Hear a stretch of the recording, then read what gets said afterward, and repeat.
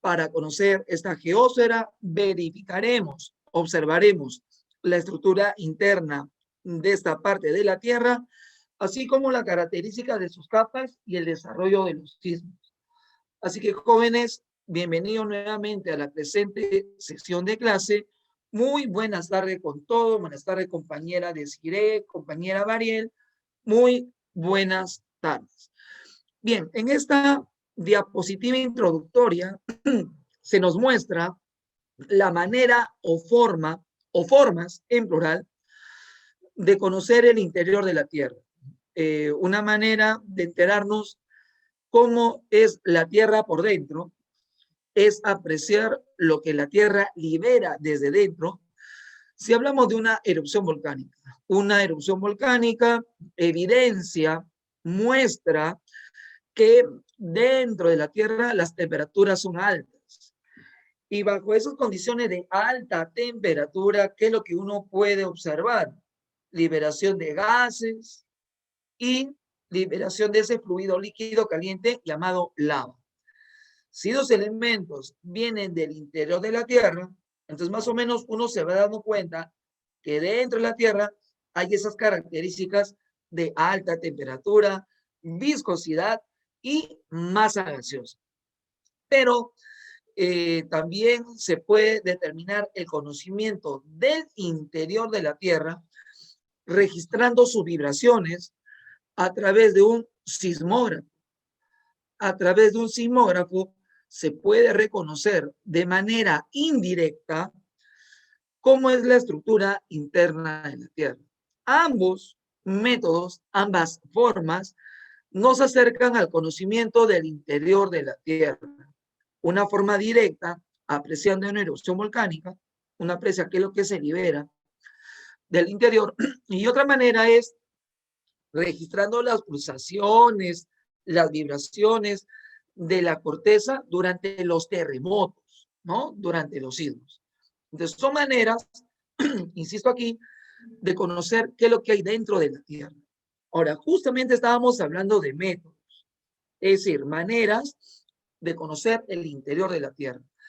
Bueno, una manera directa, como lo cité, a partir del estudio de las erupciones volcánicas, a partir de la observación del interior de la Tierra, si hablamos de una excavación minera, si hablamos de la perforación para obtener petróleo, eso es lo que uno observa en el interior de la Tierra. Incluso durante la excavación minera, uno que identifica minerales, ya. Entonces, todo ello a través del método directo, ¿no? Directo, ya está. Pero insisto aquí sobre la forma indirecta de conocer lo que hay dentro de la Tierra a través del uso del sismógrafo, que es el método más difundido y conocido. ¿Cómo establecer una analogía de este método indirecto de vibraciones de la Tierra con algo tal vez un poco más cercano a nosotros? A ver, cuando una señora está gestando, dentro de los exámenes, evaluaciones que se le hace para ver el estado de salud del bebé y el de ella mismo, es la ecografía. Ustedes habrán escuchado hablar de la ecografía, que a una determinada cantidad de meses la señora va, ya sacó cita, ingresa, se recuesta, ¿no? Se recuesta y por ahí le descubren el vientre y por ahí le aplican un gel o un líquido y por ahí tenemos el dispositivo electrónico que sobre el vientre de la madre va a comenzar a captar las vibraciones de ese vientre. Vibraciones que genera ¿quién? El bebé, ¿no? Lo queremos mencionar así ya, el bebé que está en el vientre de la mamá. Lo que pasa es de que este bebé está en continuo movimiento, ¿no? Y comienza a interactuar con el líquido amniótico, todo esto envuelto en la placenta. Entonces, a través de ese dispositivo electrónico, uno capta estas vibraciones, luego se dirige al CPU y ahí se procesa y luego se puede visualizar en la pantalla. ¿Qué se visualiza en la pantalla? Bueno, los detalles del bebé en el vientre de la madre, ¿no? Incluso podríamos observar de qué tipo de género o sexo es el bebé, cómo está el corazón, cómo están los pulmones, etc. Es decir, no es necesario abrir el vientre de la madre para ver cómo está el bebé, sino a través del estudio de la vibración del vientre de la madre y su decodificación a través del uso de un computador. ¿Ya está? Algo parecido ocurre con la Tierra. La Tierra tiene terremotos, entonces la Tierra vibra y de inmediato a la Tierra le hacemos ecografía, ¿no? Tenemos ahí el sismógrafo y en función a la lectura de esas ondas que se desarrollan en el sismógrafo, podemos interpretar qué es lo que hay dentro, ¿no? ¿Qué es lo que hay dentro de la Tierra? Entonces, son dos métodos de estudio de la geósfera y el más, digamos, el más apropiado para conocer lo que hay dentro es el método indirecto. Te da todos los detalles, ¿no? Líquido, sólido, etc. Seguimos. Ahora, ¿cómo es la Tierra por dentro? Según los estudios que se han logrado obtener, ¿cómo es la Tierra por dentro? Bueno, podemos ver una manera química de entender esa estructura y desde el punto de vista químico hay tres capas, una capa superior llamada corteza, una parte media llamada manto y una zona inferior llamada núcleo, según su composición química, ¿ya? Pero también podemos establecer una propiedad física en cuanto a los movimientos que experimenta la Tierra por dentro y en función a eso hacer una división en cuatro capas. Entonces, cualquiera de las dos maneras, sea del punto de vista químico o del punto de vista del movimiento o punto de vista físico, al final de cuentas estamos hablando de quién? Estamos hablando de la Tierra.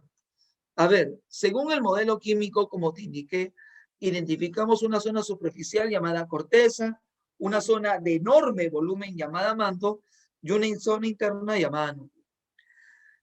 Si lo queremos, digamos, asemejar con algo que tenemos a la mano, digamos que la Tierra sería como una palta redonda, donde la cáscara, la parte superficial sería la corteza, donde la parte comestible sería el manto, la zona de mayor volumen, y la semilla, la zona central, la pepa, que comúnmente se le llama así, sería el núcleo. ¿Ya? Esa sería la división en tres capas según el modelo estático o químico.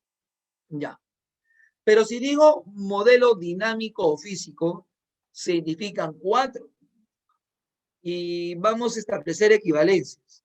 Si yo quiero decir algo parecido al núcleo, bueno, la endósfera. La endósfera. Cuando hablamos del manto, el manto, ¿no? ¿El manto qué vendría a ser? Bueno, básicamente dos regiones, la mesósfera y la astenósfera. Mesósfera, yo veo aquí, astenósfera aquí, eso sería el manto, ¿no? El manto. Y cuando hablamos de la corteza, lo más cercano a ella sería la litósfera. Es decir, tratando de hacer simplificaciones, si el modelo químico te dice tres partes, corteza, manto, núcleo, si yo digo corteza, su equivalente, no digo que es lo mismo, su equivalente sería la litósfera, equivalente, ya. Si digo manto, ya, lo equivalente en el modelo físico sería la astenósfera y mesósfera. Juntas las dos partes, astenósfera y mesósfera, y tienes al manto, ya.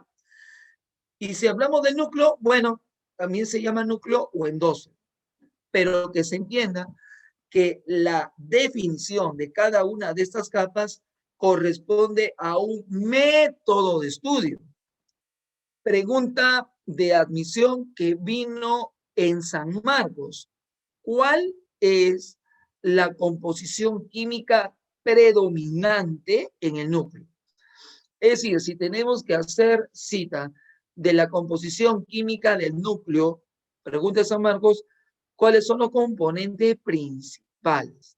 ¿Cuáles son los elementos químicos principales del núcleo? Lo preguntó San Marcos. Y la respuesta, joven, ¿cuál sería? A ver, seguro alguno de ustedes tiene ese dato. Si hablamos del núcleo de la Tierra, composición química predominante. Respuesta a la pregunta. Níquel y hierro. Níquel con Ni, níquel y hierro, símbolo Fe y hierro. Níquel y hierro, muy bien Álvaro, son los componentes principales del núcleo. Núcleo que, como vemos, puede tener dos partes, una parte interna y otra parte externa. Listo, núcleo, níquel y hierro. Seguimos bajo la misma lógica. Oye, ¿y el manto? Composición química predominante, oxígeno y silicio. O sí, oxígeno, silicio en el manto. Si digo núcleo, níquel y hierro, NIFE. Si digo manto, oxígeno, silicio, OSI, ya.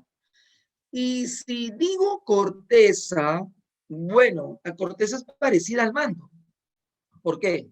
Porque tiene oxígeno, tiene silicio y tiene aluminio.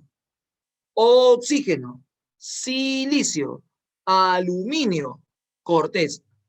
Si digo manto, oxígeno, silicio, y si digo núcleo, níquel y hierro. Ahora, tratando de acercarnos a la comprensión, al menos primitiva, simple, del por qué la composición química del manto, oxígeno, silicio, es parecida a la corteza, oxígeno, silicio, aluminio, para más o menos entenderla de manera simple, como para explicarle a un niñito, mira, ¿sabes por qué son muy parecidos? ¿Ya? Podríamos decir lo siguiente, que la corteza es muy afín al manto, la corteza deriva del manto, procede del manto, como, y aquí hago la analogía, como la natilla se forma sobre la superficie de un recipiente con cualquier caliente.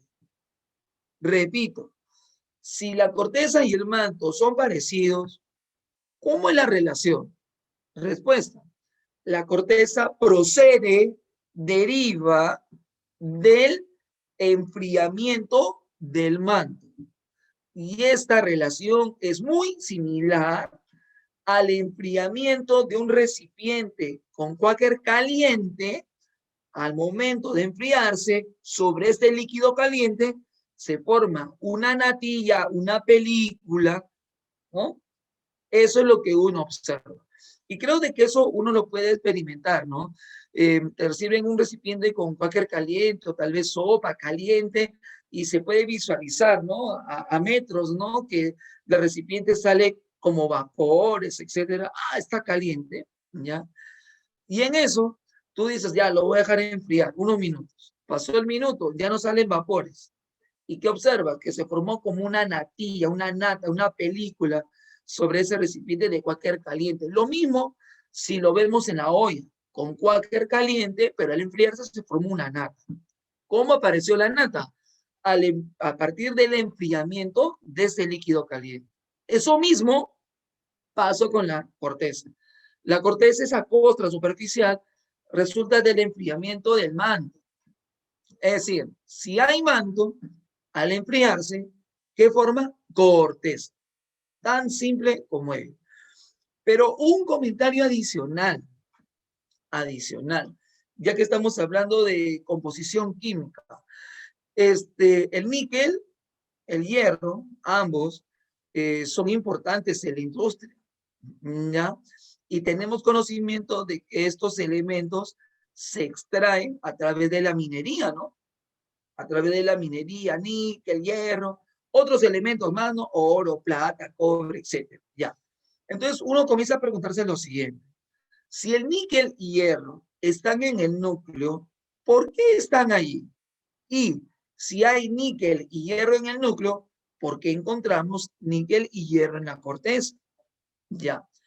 Respuesta a la primera pregunta. ¿Por qué el níquel y el hierro están en la zona profunda de la geósfera? ¿Por qué se encuentran en el núcleo?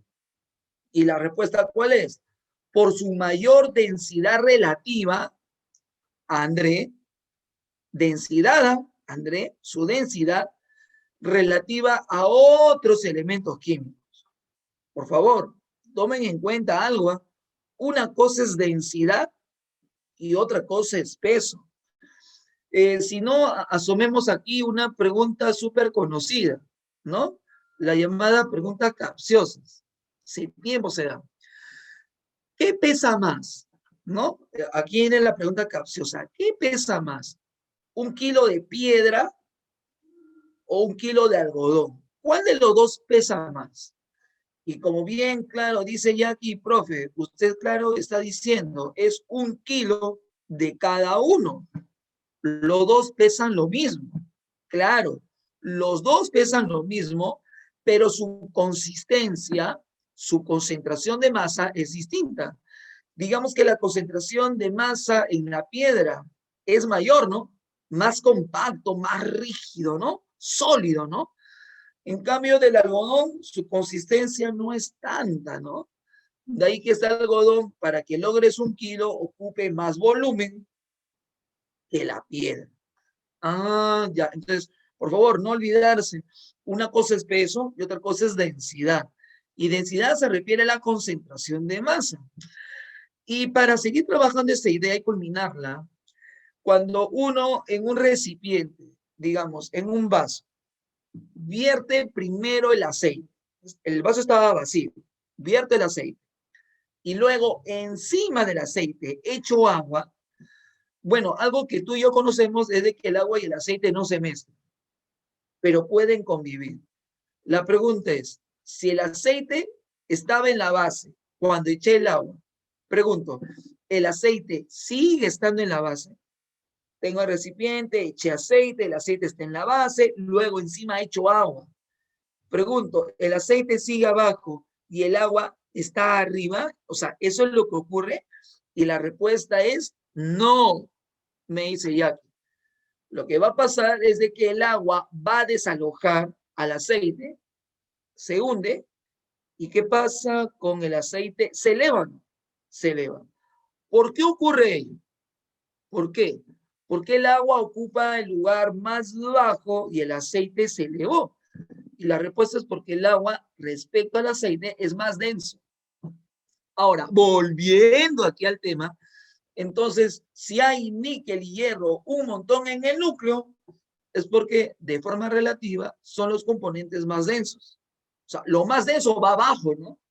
Así como el agua va abajo, níquel y hierro van abajo, más densos. Sí, pero esto me lleva a la otra pregunta que yo te dije. Si níquel y hierro están abajo, y ya hemos explicado por qué, mayor densidad, entonces, ¿cómo explicas tú que haya níquel y hierro arriba? ¿Cómo? Total, ¿no es que son densos? Total que no deben de estar abajo en el núcleo. Sí, pero encuentras trazas, trazas, partes, ciertos volúmenes de níquel y hierro en la corteza. ¿Cómo se explica? Y la manera más simple, primitiva, para que un niñito también nos entienda, es lo siguiente. Lo que pasa es que estos componentes de níquel y hierro se juntaron, se asociaron. ¿Con qué? Con los elementos más ligeros. Uno de ellos, el oxígeno. Es como que si la Tierra estaba, digamos, formándose por dentro, la Tierra caliente, todos los elementos se van desplazando al inicio, un escenario caótico, ¿ya? Y en ese escenario caótico, una parte del níquel se encontró con el oxígeno. Oye, juntémonos. Y como que el oxígeno pesó más en el sentido de tendencia, y le dijo al níquel, le dijo al hierro, vámonos arriba a la corteza. Y ahí está. De ahí que cuando se da la extracción de estos minerales, níquel y hierro, y estoy hablando de minerales, ¿no? De minerales, estos elementos están asociados siempre a qué? A oxígeno. Ah, ya, claro, claro. Entonces, el oxígeno a estas trazas, a esos elementos, una porción los llevo arriba, aprovechando, digamos, la menor densidad del oxígeno. o tal vez de silicio, o tal vez del aluminio.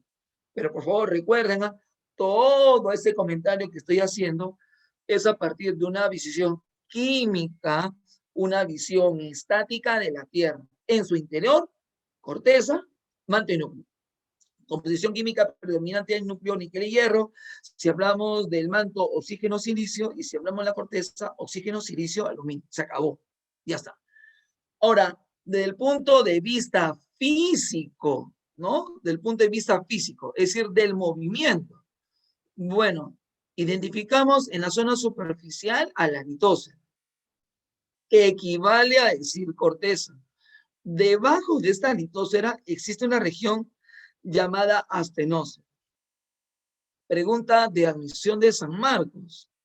¿Qué podemos hablar de esta astenósfera que toma contacto con la litósfera? ¿Qué podemos hablar? ¿Qué relación hay entre ellas? Y la respuesta es la siguiente. Esta parte superficial llamada litósfera está dividida, está fragmentada en placas. En placas. Es decir, la corteza, ya dicho en otros términos, está fragmentada, dividida en placas. Algunas placas estarán juntas, otras placas estarán separadas, y debajo de ellas, hay magma en movimiento, en ascenso y en descenso. Ese movimiento de ascenso y descenso se llama movimiento convectivo. Convectivo. Movimientos convectivos de magma, ascenso y descenso, se desarrollan donde en la astenósfera. Y como este fluido ascendente y descendente está en contacto con la litósfera, está en contacto con las placas, ¿qué pasa? Este movimiento se transmite a las placas.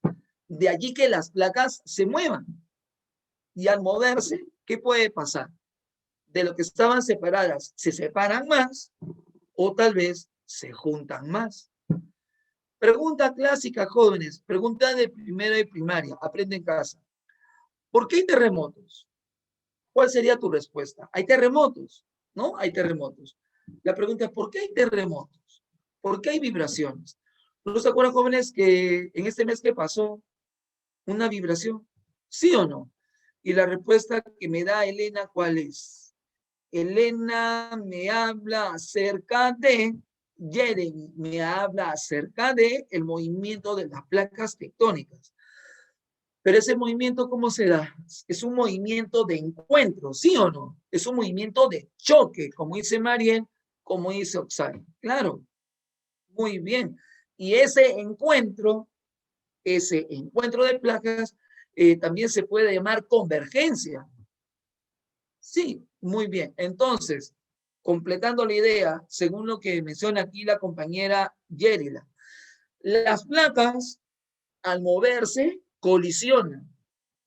Las placas al converger, al reunirse, al acercarse mutuamente, ¿qué pasa? Digamos que chocan y al darse este choque, ¿qué pasa? La corteza vibra. Justamente allí está el terremoto. Pero ¿cómo es posible de que esta placa se haya movido? ¿Quién movió las placas? ¿Quién movió las placas? Y como bien claro dice Jackie, profesor, las placas se han movido debido a ¿qué? A las corrientes convectivas de magma. Estas corrientes convectivas están en movimiento y estas corrientes que están debajo de las placas son las que mueven a las placas generando divergencia, separación de placas, o generando convergencia de placas, y en ese proceso de convergencia chocan, terremoto. Creo, jóvenes, que hasta ahí nos estamos entendiendo, ¿no? Entonces, dense cuenta de la relación estrecha que hay entre la litósfera y astenósfera. Todo lo que ocurre en la litósfera a nivel interno se explica por la astenósfera. Ya está. Luego de la astenósfera, ¿qué tenemos? Bueno, tenemos la región de la mesósfera, debajo encontramos al núcleo externo o interno, ya está. Hemos hecho una descripción general en base a esos dos modelos. Ahora demos detalles acerca de la corteza, ¿no? Esta es una visión química. Veamos acerca de la corteza. Bueno, esta corteza se divide en dos partes. Una parte superior llamada ciliar y una parte inferior llamada cima. Si todo esto es la corteza, la parte superior se llama ciliar y la parte inferior se llama cima. En vez de decir ciliar, puedo decir capa granítica. En vez de decir cima, puedo decir capa basáltica. La capa basáltica está en la base, abajo, cima. Y lo que está en la zona superior, capa granítica, ciliar. ¿Qué más puedo hablar de esta corteza? Bueno, tal como se aprecia aquí, ¿qué ocurre cuando uno va profundizando, excavando en el interior de la corteza? Bueno, conforme uno va excavando, va perforando, la temperatura del ambiente que se está perforando va aumentando. O sea, voy bajando, la temperatura va aumentando. Si bajé 100 metros, una cuadra, la temperatura en cuánto aumentó, aproximadamente en 3 grados. Ese aumento de la temperatura con la profundidad recibe el nombre de gradiente geotérmica. ¿Qué es la gradiente geotérmica? Incremento de la temperatura con la profundidad. Proporción 100 metros, 3 grados. Y solo, que quede claro, solo esta gradiente geotérmica, solo esta relación 103, 100 metros bajo, 3 grados centígrados aumenta, solo se cumple en la corteza. Solo ocurre allí. No vayas a pensar, profe, ¿y si sigo bajando y estoy en el manto, la temperatura aumenta? Claro que sí. ¿Y si estoy bajando en el núcleo, la temperatura debe ser mucho más? Claro que sí. Sí, pero no me vas a decir 100 metros, 3 o 1000 metros, 30. No, no, no. Ahí no cumple. Esa relación 100, 3, cada 100 metros la temperatura aumenta 3 grados, solo se cumple en la corteza. Y como es solo de la corteza, lo vamos a llamar gradiente geotérmico. En la corteza solo se cumple esa relación. ¿Qué más podemos seguir trabajando? Ahora hablemos del manto. La región de mayor volumen. Mayor volumen. Y este manto tiene dos partes. Una zona superior y una zona inferior. Mira lo que dice aquí. Manto superior. Allí están las corrientes convectivas. Allí encuentras a la astenósfera. Y por favor, otra observación aquí. Te está diciendo clarito que dentro del manto superior encuentras a la astenósfera. Te están diciendo, oye, mira, toma esta caja. Dentro de esta caja vas a encontrar otra caja más pequeña. ¿Ya? Esa caja pequeña sería la astenósfera. Y la caja grande, ¿cómo se llama? Se llama manto. Por favor, que quede claro. El manto superior es una parte del manto en cuyo interior está la astenósfera. Aquí no estoy diciendo astenósfera igual manto superior o términos equivalentes, ¿no? En vez de decir astenósfera, puedo decir manto superior. No, no, no. No son equivalentes. No, no es ello. Lo que puedo señalar es que dentro del manto superior está la astenósfera. Y en esa astenósfera, tú sabes lo que ocurre. El magma sube y baja, corrientes convertidas. Ya está. Pero, si ya estoy dando detalles del manto superior, ¿qué puedo hablar del manto inferior, llamado también pirósfera? Que de ese lugar emana, se libera los volcanes. El material volcánico, ¿de dónde procede? Al momento de erupcionar, ¿de dónde procede? Del bolsón de magma que está en el manto inferior. En el manto inferior hay fluido de magma que se libera durante la erupción volcánica. No te estoy diciendo que todo el manto inferior sea el lugar donde salen los volcanes, el material, pero te estoy diciendo que dentro de este manto existe magma que se libera al exterior en una erupción volcánica. Y como esa característica la tiene el manto inferior, de ahí que se le llame pirósfera. ¿Por qué al manto inferior se le llama pirósfera? Porque de allí sale el material que se da o se libera durante la erupción volcánica. No te estoy diciendo que todo el manto inferior sea el magma que se libera en los volcanes. No, eso no te estoy diciendo. Te estoy diciendo que dentro del manto inferior vas a encontrar magma que se libera durante la erupción volcánica.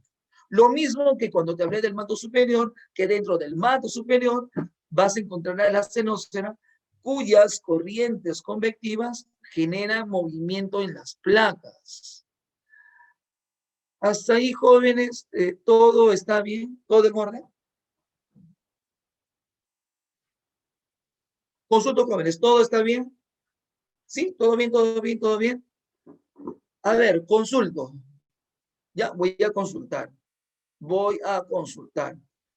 Composición química que predomina en el manto. Si yo te digo núcleo, níquel, hierro, ¿no? Ya, ahora te pregunto por el manto, pues. Muy bien, deciré. ¿Y los demás compañeros dónde están? Muy bien. Mariel y Jackie. Oxígeno, silicio en el manto. Muy bien, Álvaro. Ya. Pero si digo corteza, corteza, ¿qué hay en la corteza?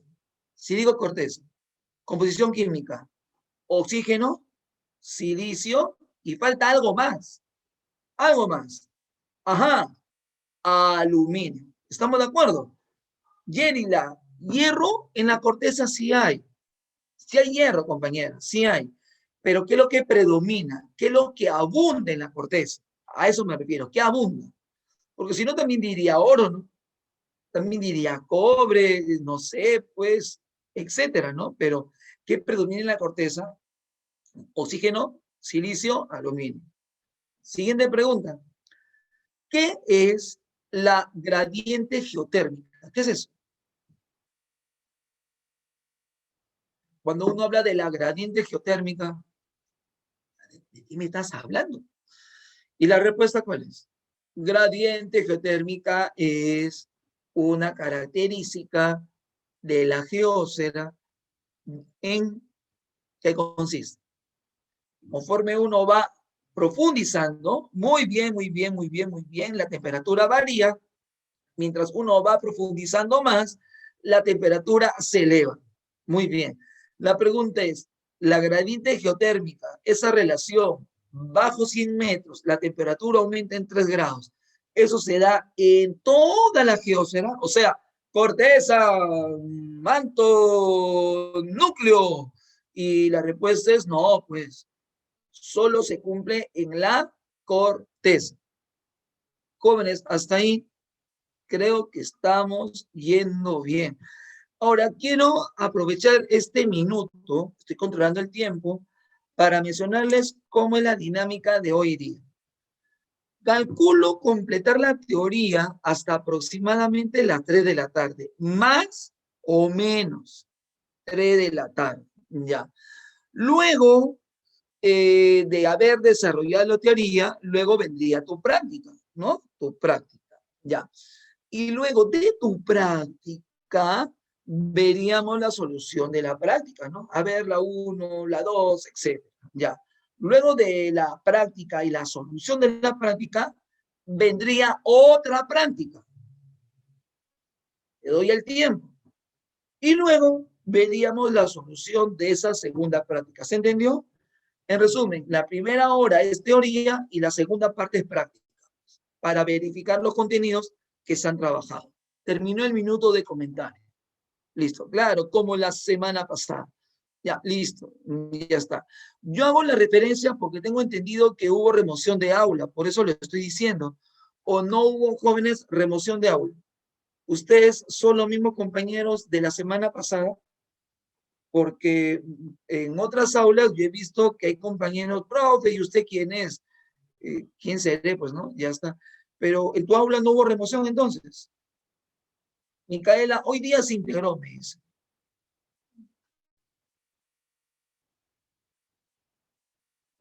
Bueno, por eso estoy haciendo el comentario. O sea, hago el comentario porque hay compañeros. Ya, muy bien, ya, bueno, ya di el mensaje, cómo se va a trabajar y eso es lo principal. Entonces, ya hemos hablado del manto.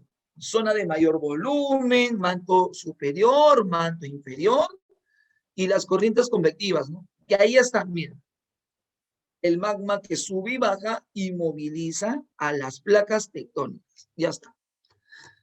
Del núcleo, el núcleo tiene dos partes, interna, externa, ¿no? Un núcleo interno sólido, sólido, sólido, bien sólido y también caliente por las enormes presiones. O sea, la enorme presión genera dos cosas al mismo tiempo, de que el material esté bien compacto, pero a la vez caliente, ¿no? Es como que si tú te preguntaras, ¿cómo es la situación de un grupo humano cuando se junta formando un círculo? Círculo, ¿no? No circunferencia, ¿no? Círculo. O sea, llena todo. ¿Cómo será la temperatura de las personas que están al medio de ese grupo? Y están presionando. La temperatura es alta, ¿se entiende? Ya. Pero al mismo tiempo esta presión que hace de que el material esté más compacto, ¿no? Más denso de lo que ya es, ya. En cambio, el núcleo externo, como está un poquito más afuera, no recibe tanta presión. Y las altas temperaturas que en este núcleo externo predominan, digamos, le permiten tener una consistencia líquida. ¿Qué ocurre en este núcleo al interactuar la parte interna y externa? Bueno, al momento de darse la rotación terrestre, estas dos partes del núcleo obviamente se movilizan y al moverse entre ellos hay fricción. Al haber fricción se desarrollan corrientes eléctricas y al desarrollarse las corrientes eléctricas se forma tu campo magnético. Pregunta de admisión de San Marcos. ¿La Tierra tiene campo magnético? Y la respuesta es sí. ¿Sí? La brújula, por ejemplo. ¿Cómo se explica el vuelo de las aves a grandes distancias? Línea de campo magnético. ¿Y cómo resulta ello? ¿Cómo se forma? Respuesta. A partir de la rotación del núcleo interno y externo. Ambos núcleos, interno y externo, al girar, fricción, campo magnético. Listo. Y ya está. Y ya sabemos cuál es la composición principal del núcleo. Ahora, acá viene la parte interesante. Si bien una cosa es corteza, otra es manto y otra es núcleo, son distintos, pero dentro de un mismo paquete llamado geósfera, ¿cómo separar? ¿Cómo identificar? Oye, esto es corteza, esto es manto, esto es núcleo.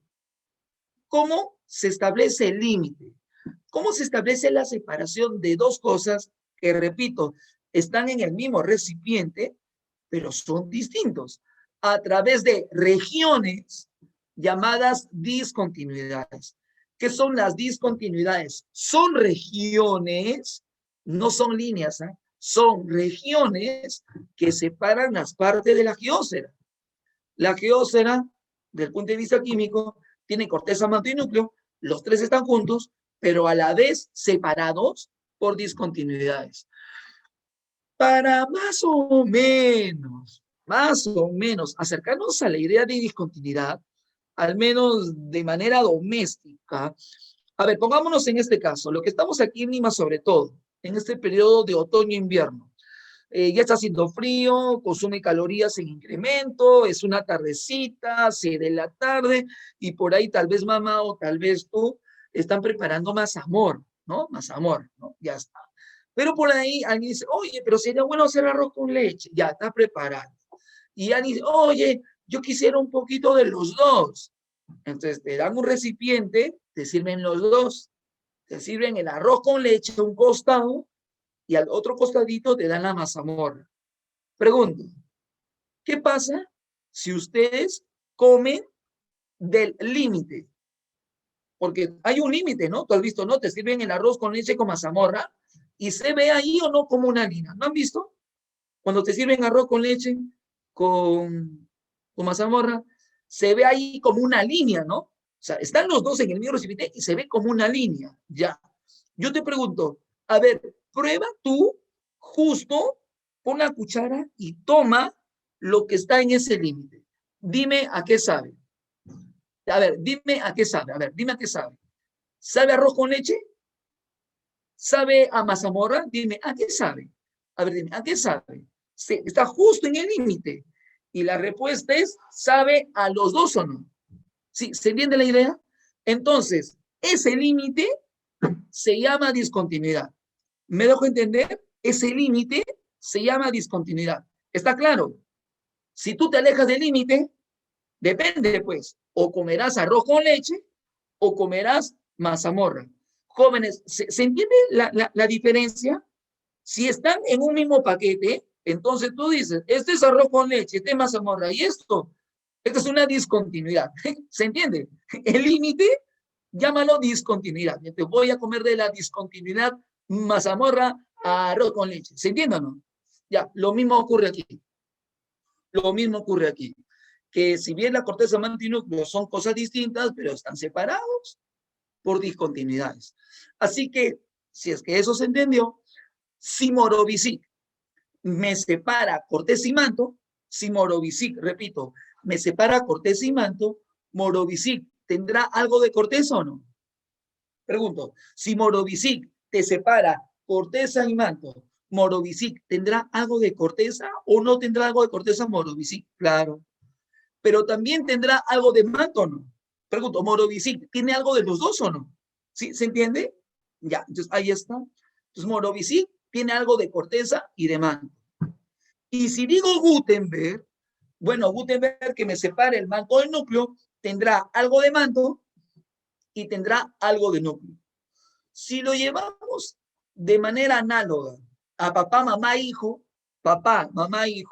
el hijo tendrá algo de mamá, el hijo tendrá algo de papá, pero el hijo es mamá, no, el hijo es papá, no, el hijo es hijo, simplemente. ¿Ya? Para que se entienda un poco más lo que significa una discontinuidad. ¿Se entiende? Tiene algo de los dos, ¿ya está? Y estas dos discontinuidades, muy bien, Yérida, y estas dos discontinuidades separan las capas principales, corteza, manto, núcleo. Ahora, Yérida me dice, profesor, pregunta de examen de admisión de San Marcos. Profesor, la corteza tiene dos partes, ¿se acuerdan? Cial y cima, ¿no? O sea, la corteza tiene dos partes. El manto y el núcleo también tiene dos partes. O sea que dentro de cada capa, también que vamos a encontrar discontinuidades, pues. Una cosa es cial, otra cosa es cima. Están en la corteza, sí, pero alguien las separa. Debe ser una discontinuidad. Pregunta de la misión de San Marcos.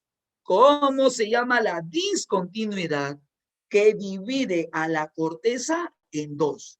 Cial y cima.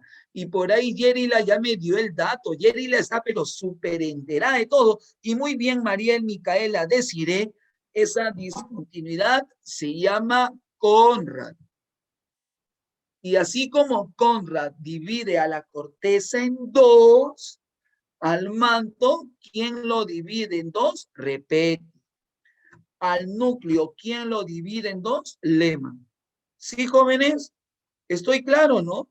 Entonces tú dices, la Tierra en su parte sólida tiene corteza, manto, núcleo, tres partes, sí. Y hay discontinuidades, sí. Morovisic, corteza, manto, Gutenberg, manto, núcleo. Ya, está bien. Corteza, manto, núcleo, ya. Pero la corteza se divide en dos, sí. Manto en dos, sí. Núcleo en dos, sí. Si alguien lo divide, ¿quién lo divide? Una discontinuidad, pues. Corteza, Conrad. Corteza, de Conrad, ¿no? corteza, Conrad. Si digo manto, gracias. Si digo manto, repeti. Y si digo núcleo, Lehmann. Y dense cuenta que estas discontinuidades o límites son de segundo orden porque dividen a las capas en subcapas. En cambio, si yo divido a la geosfera en capas, son discontinuidades de primer orden.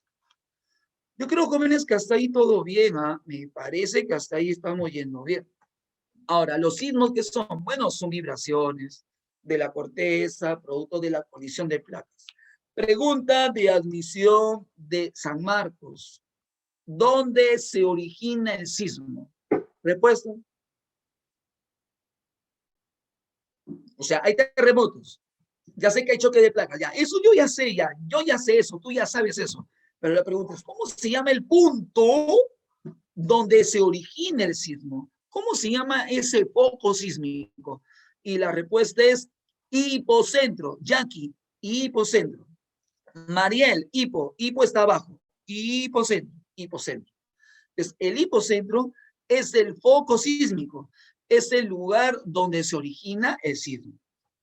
Pero para su ubicación se requiere proyectarlo hacia el nivel del mar, es decir, trazar una perpendicular. La pregunta es, ¿cómo se llama la proyección del hipocentro hacia el nivel del mar? Si hipo está abajo, ¿quién está arriba? Por decirlo así. Y la respuesta es el epicentro. Y a partir de ese epicentro podemos, como indico acá, ubicar el sismo. ¿Sí? Ubicarlo. Y ahí tenemos alguna gráfica al respecto. ¿Te recuerden? ¿Dónde se origina el sismo? Hipocentro. ¿Dónde se registra? ¿Dónde se proyecta? En el epicentro. Y a partir de esos dos puntos, hipocentro y epicentro, comienza a medirse, comienza a observarse el desarrollo de ondas sísmicas. Por ejemplo, si el epicentro está en la superficie, desde esa superficie, ¿qué se difunden? Ondas superficiales. Fácil. Si el epicentro está en la superficie, ¿qué se inicia en la superficie? Ondas superficiales. Y si el hipocentro está en la zona interna, ¿cómo llamamos esas ondas que están en el interior? Lo llamas ondas internas, lo llamas ondas profundas u ondas de cuerpo. Entonces, repito, está claro que hay un hipocentro profundo y un epicentro superficial. Y a partir de este epicentro se desarrollan las ondas superficiales. El epicentro está en las superficiales. Y desde el hipocentro las ondas internas de cuerpo profundas. Ahora, ¿cuáles son las ondas profundas? P y S. Nada más. ¿Cómo se llaman las ondas superficiales? L y R. Nada más, nada más. Yo te digo L, R, profe, superficie. Yo te digo P y S, zona profunda. ¿Y por qué P y S? ¿Por qué primario y secundario? Porque primario, porque llegó primero. Es la onda más rápida, cruza todo, sólido, líquido, cruza todito. De manera longitudinal. ¿Se entiende? Así. De corrido va. Cruza todo. Sólido, líquido, lo cruza. Rapidito, primaria. La que está atrás, la más lenta, llegó segunda, secundaria. Y solo cruza sólidos. Solo cruza sólidos. Repito, la primaria va derechito, así nomás. Sí. Listo, ahí está. En línea, sí, derechito más. Rapidito, cruza todo, sólido y líquido. La secundaria llegó después. ¿Y por qué? Porque a esta onda se le ocurre avanzar, pero así. Sube, baja. Sube, baja. Ya llego, espéreme, ya voy a llegar ya. O sea, en vez de ir así derechito, va de manera transversal. Ya voy, espéreme, ya llego, espéreme, ya estoy por llegar. Corazón llega lento. Y este sube y baja, esta cizalla o corte, solo se aplica en los sólidos. Es decir, ¿dónde vas a cortar? Donde hay sólidos. ¿Dónde hago corte transversal? Donde hay sólidos. Líquido, a ver, córtame el agua. Suena raro, ¿no? Entonces, la onda secundaria va lenta, cruza solamente sólidos y es transversal. Si hablamos de las ondas superficiales, te dije L y R. Ambas son de movimiento elíptico, forman una elipse. Es decir, avanzan así, ¿no? Ya estoy llegando, así van, ¿no? Formando una elipse. Mientras que la longitudinal es así y la transversal es así, ¿no? Como el registro del sismógrafo, ¿no? O lo que uno observa en los centros médicos, la gente que está ahí viendo la pulsación del corazón, todo eso, ya así, ¿sí? En cambio, estas ondas van así, como dando vueltitas, ¿no? Ya voy, esperen, ya voy, ya. Pero de las dos, la más rápida, entre comillas, es la onda L. Entre comillas, ¿eh? La onda L. Es una onda que, digamos, se desplaza así, de lado a lado. L se desplaza de lado a lado. Profe, ¿cómo que de lado a lado? No entiendo. ¿Cómo te dije que va así haciendo, no? Ya, pero mira, va así. Así, voy, doy la vueltita, voy, doy la vueltita, voy, doy la vueltita y voy. O sea, su desplazamiento es así de lado a lado. Ya estoy yendo. Miren, estoy yendo, ya. Y esa es más rápida que la onda R, porque la onda R es parecida a la transversal. Sube, baja, sube, baja, sube, baja. Ya llego, espera, ya llego. Y las dos son elípticas, las dos. Ahora, aquí la pregunta es difícil cuando se consulta cuál de las dos ondas superficiales es la más destructiva. Eso es relativo. Es relativo. Por ejemplo, la onda L genera un movimiento así. Es como cuando en un terremoto tú ves de que el poste está yendo hacia el poste. O un puente está yendo así, de un lado a otro lado. Pero en simultáneo, ¿qué pasa? No es de que solamente va así, sino de que la superficie va así como saltando. Va como saltando. Si es así, como saltando, arriba, abajo, esa es la onda R. Pero así como va arriba, abajo, en simultáneo, va así, va así. Las dos ondas se desarrollan de manera simultánea. Solo que para su mejor estudio, las ondas L de al lado, horizontal, más rápidas, y las ondas R tienen más bien un desplazamiento vertical. Ya está, acerca de las ondas sísmicas. Ahora, el impacto del sismo se mide básicamente de dos maneras. Se puede medir la magnitud, es decir, la cantidad de energía liberada. ¿Y qué escalas te miden la magnitud, la cantidad de energía liberada? Richter y la escala de magnitud de momento. ¿Qué te mide la escala de Richter y la escala de magnitud de momento? Te miden la magnitud del sismo. O sea, qué energía, qué tanta energía se ha liberado. Ya. Ahora, dependiendo de esa energía, se pueden ver los efectos de esa energía en la superficie si hablamos de destrozos. Es decir, la intensidad del sismo, el daño del sismo generado, se mide con la escala de Mercalli. La escala de Mercalli te mide el daño, te mide la intensidad. Es una escala muy subjetiva, ¿no? Oye, ¿y como cuánto tuviese el destrozo? Bueno, yo creo como un grado 8, grado 7, creo. Ya, o sea, es muy subjetiva. En cambio, la escala de Richter y la escala de magnitud de momento son escalas matemáticas. Usan logaritmos. ¿Se entiende? Usan logaritmos para expresar la cantidad de energía liberada en términos de joules. Joules. O sea, aquí hay precisión. En cambio, la escala de Mercalli es una escala muy subjetiva, ¿no?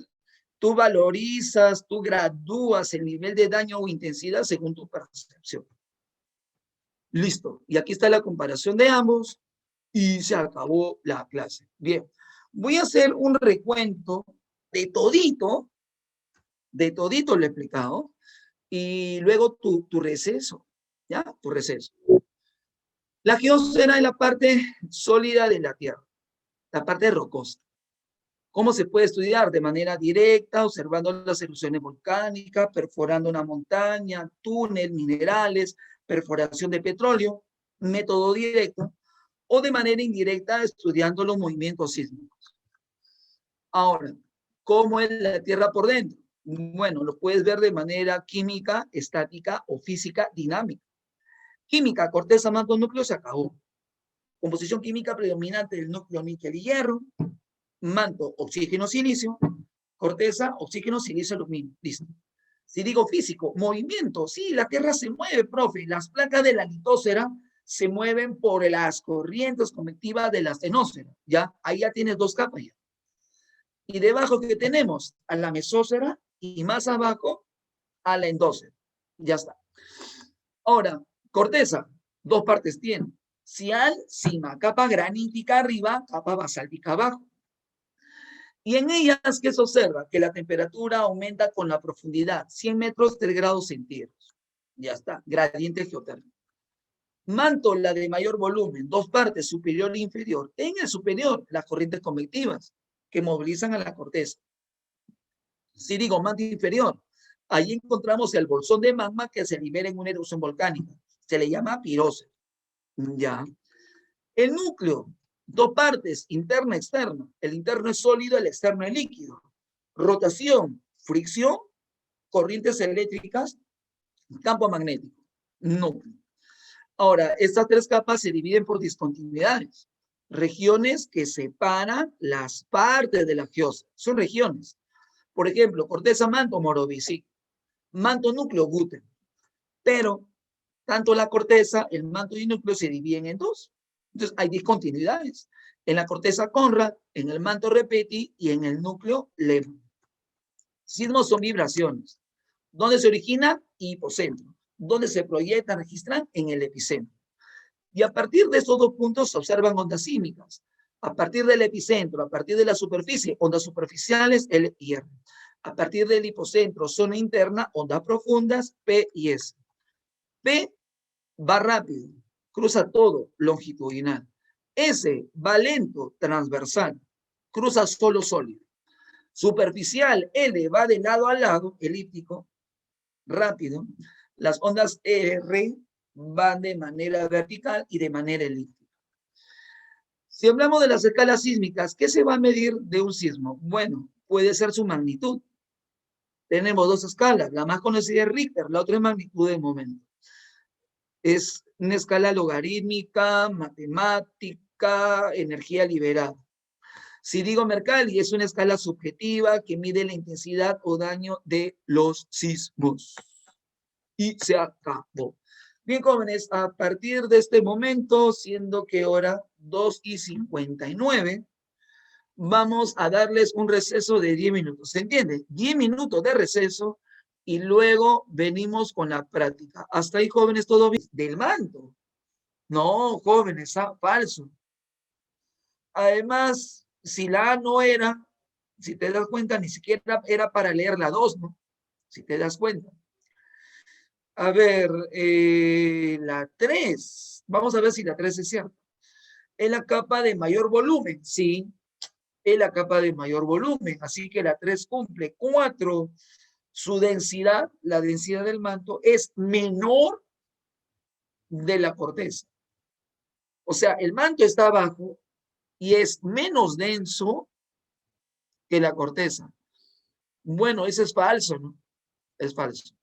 Entonces, confirmando la clave de respuesta de los compañeros, la clave es la letra C. Y está la 1. La 1 ya está. Siguiente, 2. Gradiente geotérmica. Ah, ya sabemos de qué trata, ¿no? A ver, 1. Por ahí van asomando las respuestas. Muy bien, Junior. Junior me dice barco. Desiree me dice dado. Mariel me dice barco. Ah, hay dos claves. Ah, no sabía. Hay dos claves de respuesta. Oye, ¿cómo se resuelve una pregunta con dos claves? A ver. Primera afirmación, gradiente geotérmica. Es el mismo valor que la gradiente térmica vertical. ¿De qué está hablando? ¿Ah? O sea, gradiente geotérmica, ¿es lo mismo que gradiente térmica vertical? ¿Es lo mismo? No. Tú vas bajando la temperatura, aumenta, tú vas subiendo, gradiente térmica vertical, la temperatura va disminuyendo. La 1 no puede ser clave. 1 no, la 1 no, para nada. A ver, 2, proceso de incremento de la temperatura, forma directa en la corteza. Sí, sí, la 2 sí cumple, pero la 1 no, la 1 no. Ya, ahora ¿cuál leo? Leeré la 4, ¿no? ¿no? Date cuenta, la 1 no es, pero la 2 sí es. Leo la 4. La herencia geotérmica se da debido al movimiento que ejercen las corrientes convectivas en el interior de la Tierra. O sea, debido al magma que está debajo de la corteza, por eso hace calor en la corteza, la temperatura aumenta con la profundidad. Eso no es cierto. No, no es cierto. No, no es cierto. No es cierto. Entonces, ¿la clave cuál es? La letra B, ¿no? Por ahí algún compañero o compañera me dijo, dado. No, la clave es barco, más bien. Porque la 2 es cierto. La 2 es cierto. Seguimos, luego viene la 3. A ver, jóvenes, la 3. ¿Se acuerdan de la 3? Mariel ya me dio su clave. Y el resto no sé qué está haciendo. Muy bien, Junior. Muy bien, Mariel. Ya van dos, ¿eh? Que me están dando su clave. Muy bien, Antonella. Veamos la pregunta, ¿ya? Vamos a ver la pregunta. Muy bien, María. Yerila me dice que la clave es barco. Ah, no. Ah, ya. Es una clave anterior. Ya, no hay problema. Ya, estamos en la pregunta 3, Yerila. Estamos en la 3. Ya. Muy bien, Yerila. Estamos en la 3. Muy bien. A ver, la 3, la 3, la 3.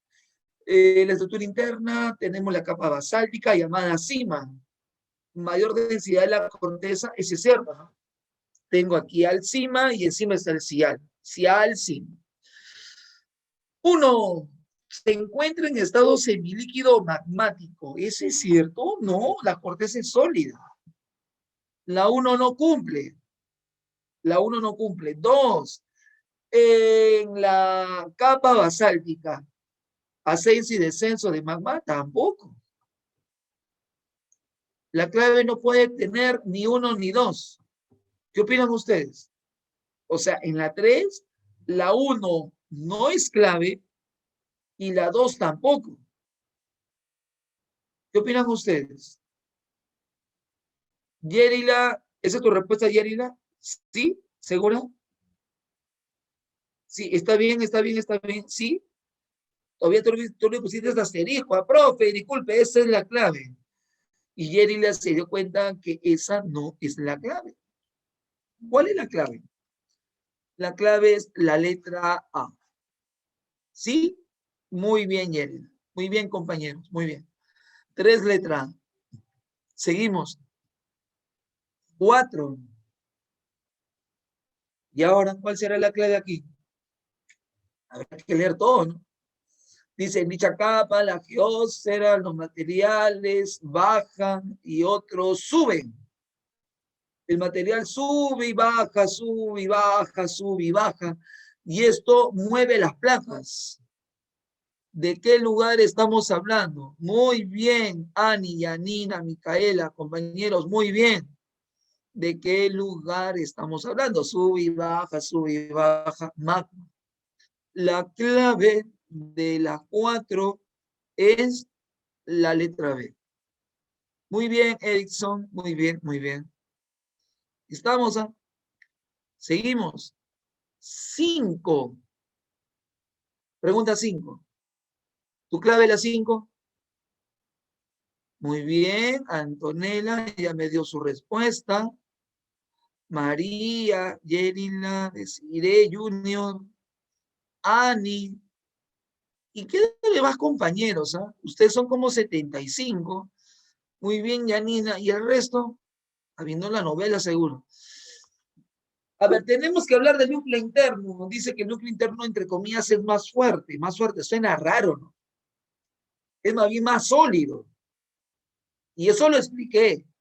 Yo me acuerdo que expliqué esta parte muy bien, Nayel, muy bien, Álvaro.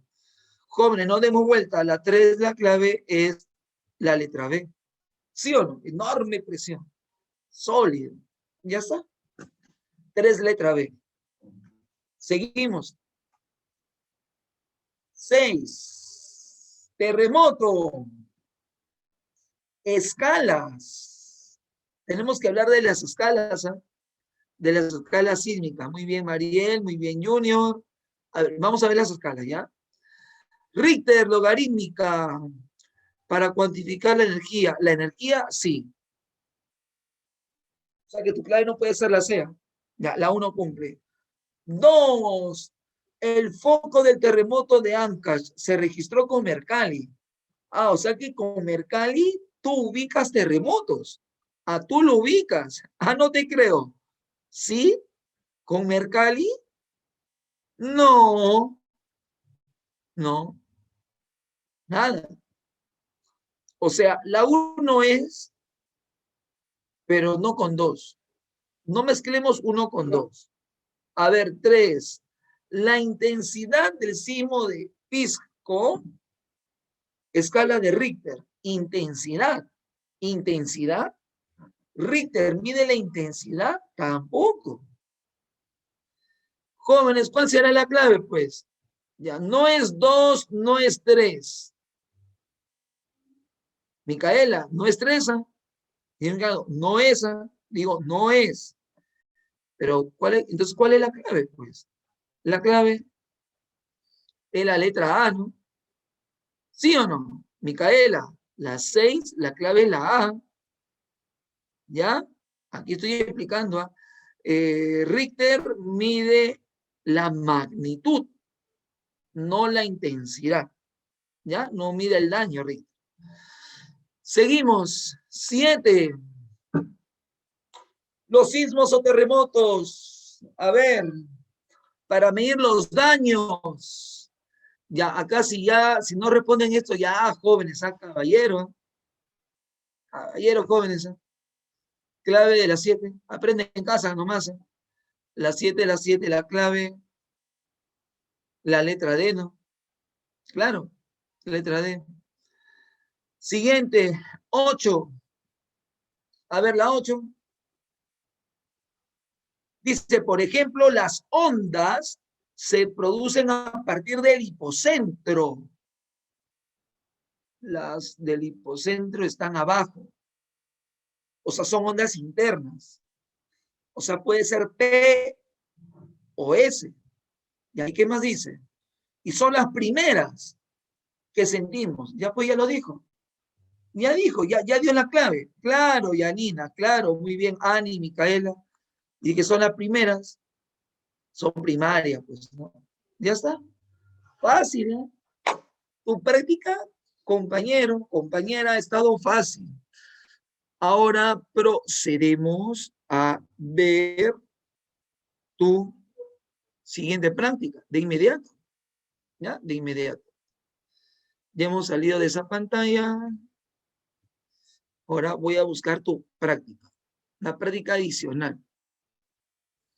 Hay que practicar, practicar, practicar, consolidar lo que se tiene.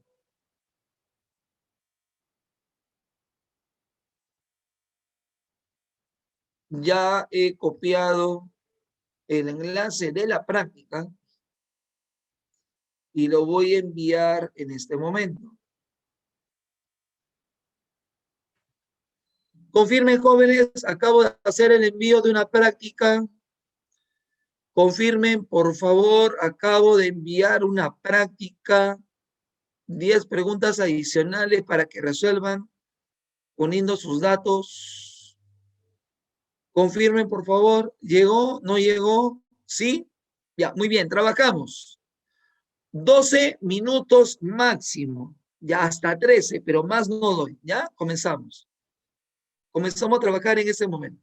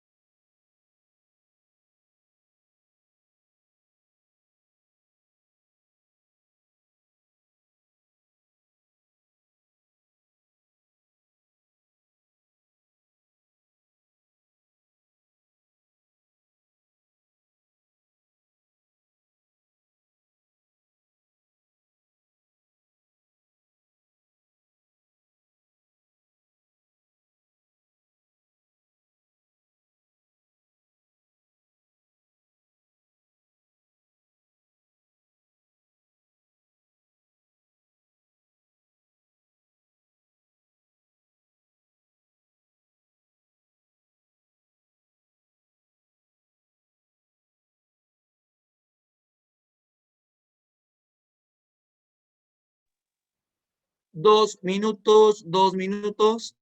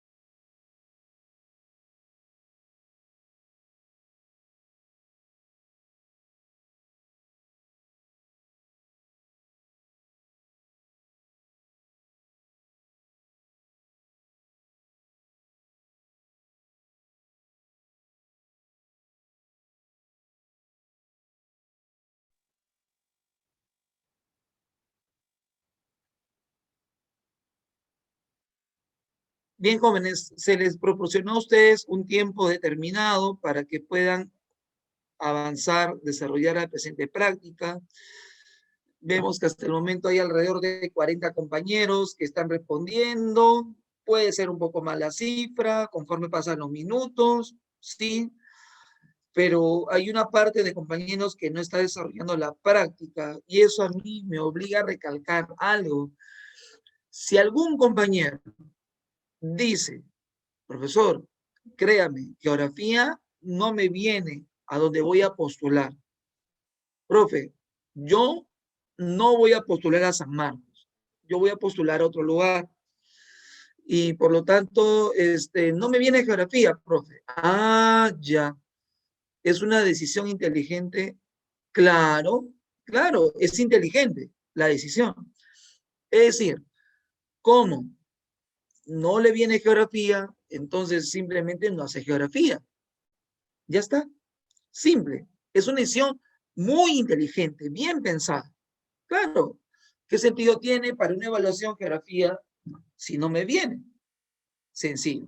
Pero si es grave, preocupa de que viniéndole al compañero o compañera geografía en su examen, no esté interesado en el curso. Eso sí es un problema.